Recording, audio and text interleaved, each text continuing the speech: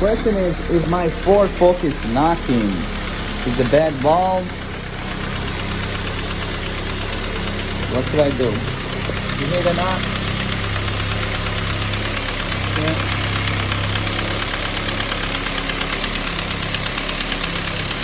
Most of the time your car is not knocking, so I wouldn't worry about the valve. If you have this type of Focus, usually this solenoid that goes out right here, that opens these cloths inside here. Now they're bunching inside your car, inside this manifold right here. If I pull this off, the knocking should stop if that's the problem. So here you go. Here, no more knocking.